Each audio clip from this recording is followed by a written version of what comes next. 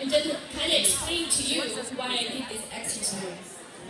It's because I was told that there is only one mental health training institution in Uganda. We need more. Can you imagine how many of the audience played as a schizophrenic patient? So, who played as patients? Raise your hand. How did it feel? How did it feel for you having the negative and positive voices and the nurse trying to talk to you? Isn't it confusing? You don't know who to listen to? That is how a patient with schizophrenia feels. So put yourself in their shoes as someone who is actively experiencing hallucinations, auditory and visual. They're listening, they're trying to listen to the negative voice, they're trying to listen to the positive voice, and then they're seeing things, and here comes the nurse trying to talk to them. How did it feel? Not so good, right? It doesn't feel good. Well,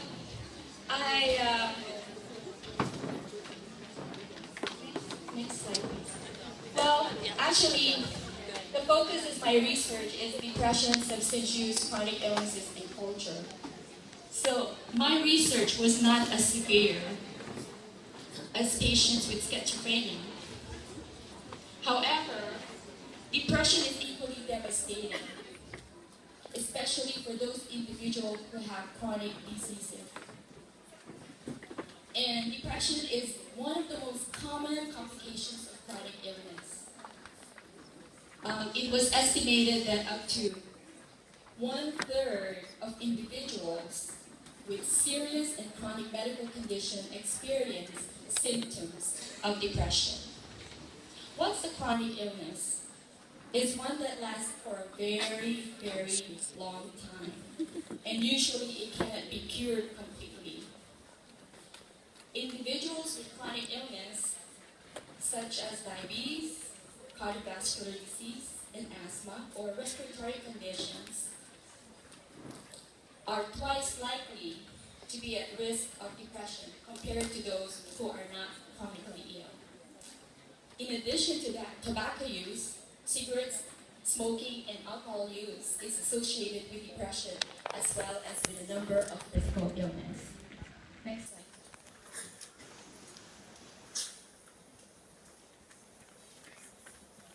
I was worried that if I start talking about Asian Pacific Islanders, that it will not make a sense to you.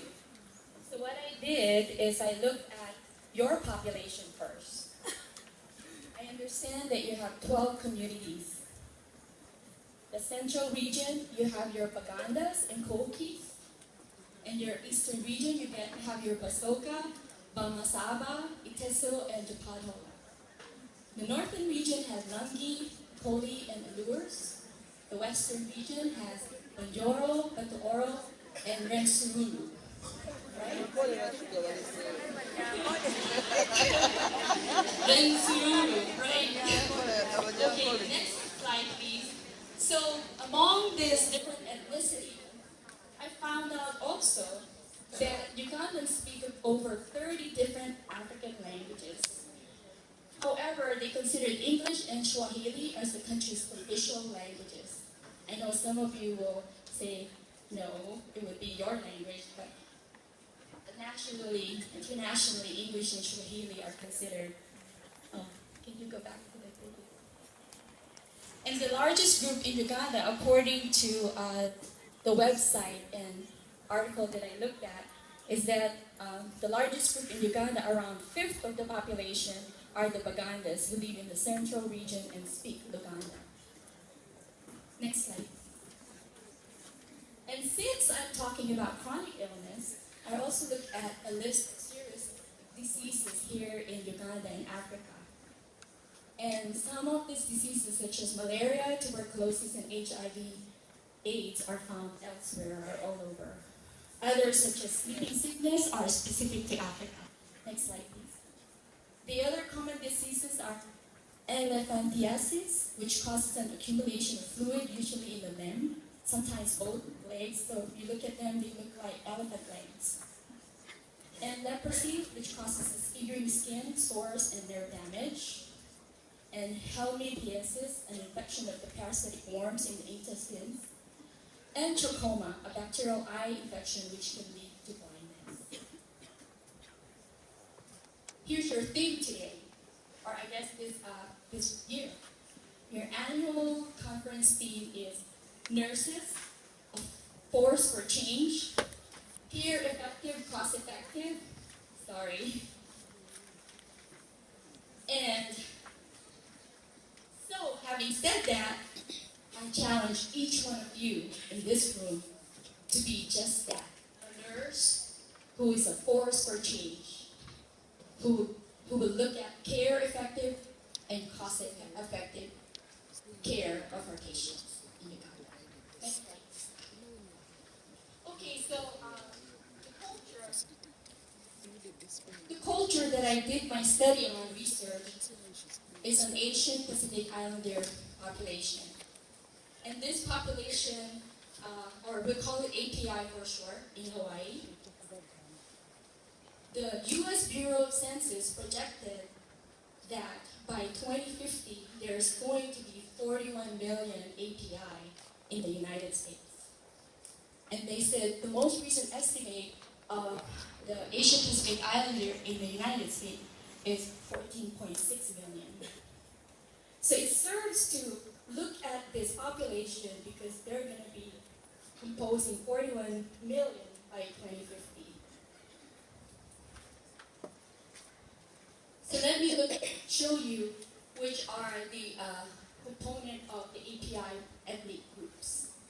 So I divided it in Asian, so as you can see all the list, Filipinos, I'm from the Philippines, Japanese, Chinese, and you can read it. And the Pacific Islanders, Hawaiians, Micronesian. Next slide, please. So this is the population that I included in my research. I have 74% are Asian, and 26% are the Pacific Islanders. Next slide. And besides identifying them as Asians and Pacific Islanders, I also look at their subgroups, like the 12 ethnic groups that Uganda has. So you can see there's Filipinos, Japanese, Chinese, and other Asians. And I just wanted to share with you. I usually set the podium. So the most prevalent subgroups of my samples, the Japanese is 41% of my population that I use, 20% Filipinos, 10% Chinese, and the other Asians are 3%. For the Pacific Islanders, I have 23% Hawaiians and part Hawaiians, and the other are 2%. Next slide. Okay. So the total population that I use in my research study is 3,113 subjects that I included in this research. I have more female, 60.6%, and the mean age of my population is 51.5. So they're fairly, adults, like mid-age. Next slide, please. Methodology for my study, I used, it was a telephone survey that was done in Hawaii by the Hawaii Behavioral Risk Factor Surveillance System. They used this tool called Patient Health Questionnaire, PHQA, as a depression tool, how to measure depression in this population. Next slide, please. So, my research is 3 layers. Looking at the prevalence of depression in this population, looking at the substance use prevalence, how many are consuming alcohol, how many are smoking cigarette, and also the chronic illness. How many had self-reported they have diabetes, how many said they have cardiovascular disease, and how many said they have asthma. I used the statistical analysis software, which is also called SASH, and because of my 3rd layer of my research question,